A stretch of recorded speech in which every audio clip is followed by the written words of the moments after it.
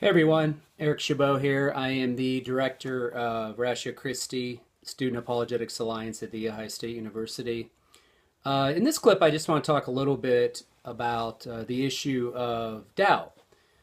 This past week, or actually a couple weeks ago, we were really fortunate to have a resurrection expert on our campus speak on the resurrection of Jesus. That being Dr. Michael Licona. That's one of his books he's co-written, The Case for the Resurrection of Jesus. And, of course, his massive doctoral dissertation, let me turn that over, on the resurrection of Jesus. That's another book certainly his big book that he wrote on the topic. But it's interesting that when Dr. Licona came and spoke on the resurrection of Jesus, it was considered a historical-based presentation. And what we mean by historical-based presentation, Mike said very specifically that it was not a faith-based presentation, and of course that had to, he had to have help people understand what he meant by that, and that means that he was presenting an evidence-based presentation based on history. So it kind of led to some interesting questions and discussion afterwards, and one thing that came up certainly as he spoke on the resurrection has come up in many of my circles of discussion is, what kind of certainty do we have for what we believe, and what kind of certainty is needed for our beliefs? Well, let me say a few things about that. Well, when it comes to the resurrection of Jesus, that of course is a historical claim. We're making a claim that is based in history, at least we consider it based in history. That means we believe it really happened. I don't have time to go into all the evidence for the resurrection right now or anything like that.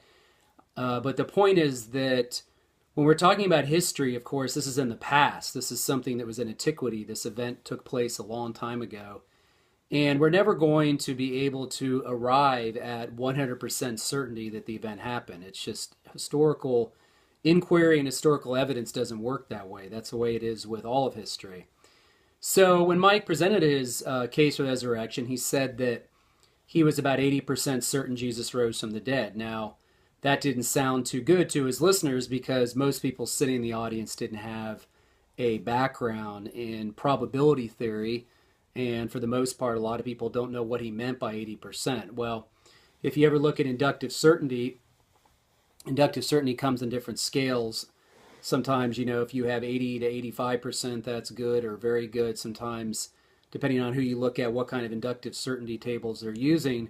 If you go higher than that, you go 90 to 100, that's virtual certainty, or 80, like I said, 80 to 85 or 85 to 90 can be considered high probability the event happened, but 50% can be sufficient evidence for the event. It just depends on what probability scales you're using, probability theory we're trying to apply. Now, obviously, when it comes to Christians and thinking about the resurrection of Jesus, they don't know a lot about these issues, and so it can be a little unsettling when they start hearing, these numbers thrown around like 80, 85% or 90% or lower. It just depends who's speaking. So, but I think the point of the matter is that we're never going to get 100% certainty that Jesus rose from the dead from an historical perspective, that is. We just simply can't do it. We can look at the documents, we can look at the testimony of the witnesses, we can look at what we call historical causation. That's where we look to a good explanation or the most reasonable explanation as to why the early movement started, why the early Jesus movement started. And we look to posit a cause for the effect that we see in history. And that, of course, is what we do with historical causation.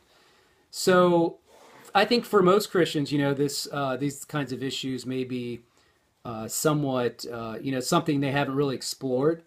And I think for most Christians that when we think of types of certainty in our faith, as Bobby Conway says in his new book called Doubting Towards Faith, he talks about the difference between feeling certain and being certain. I think for most Christians that they feel certain Christianity is true because they're going by what Paul says in the book of Romans, how the Spirit of God bears witness with our spirit that we are children of God, and how he gives us that assurance, which he certainly does. He does give us the assurance that we are children of God through the work of the Spirit. But that is more subjective, and that is something that is experiential.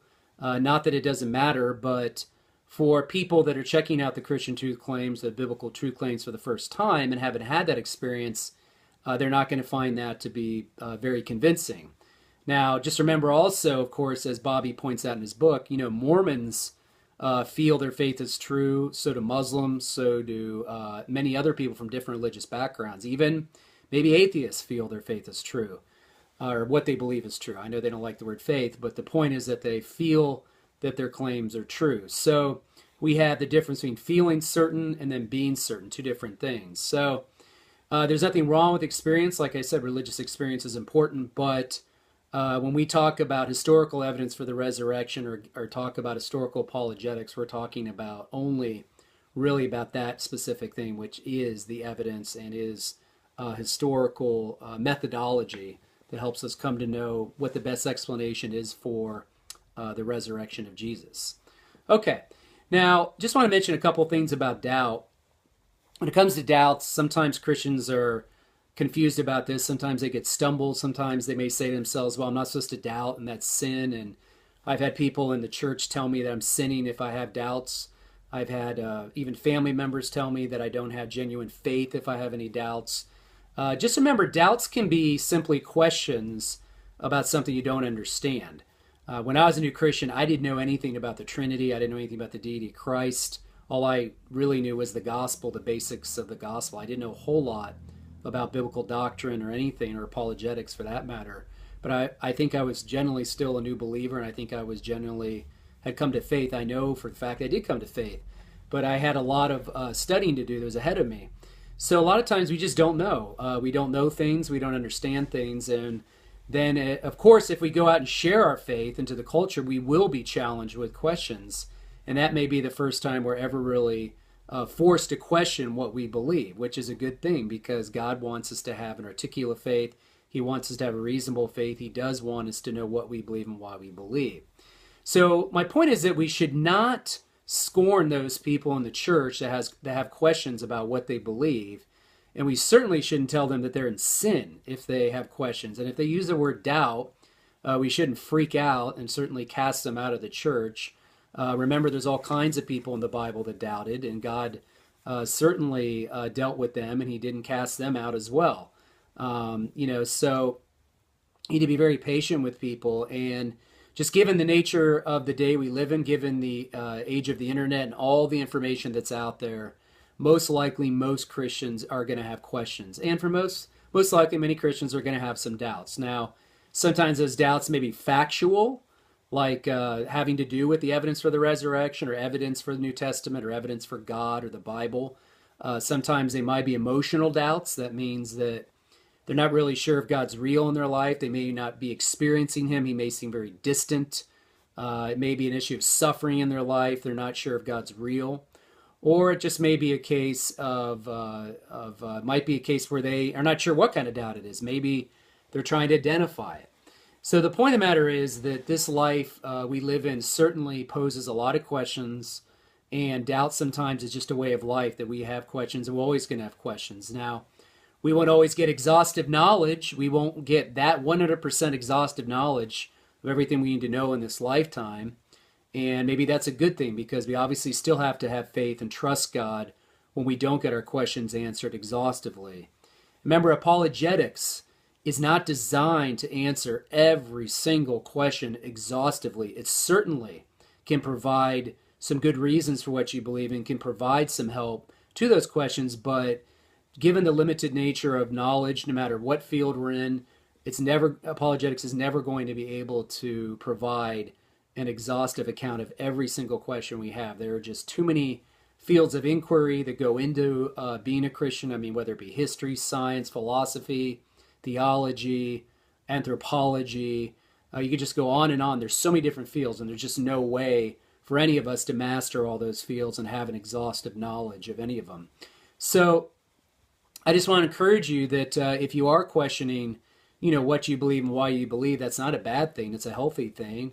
And just remember, God is there to work through these issues with you, and he's not going to cast you aside in any way.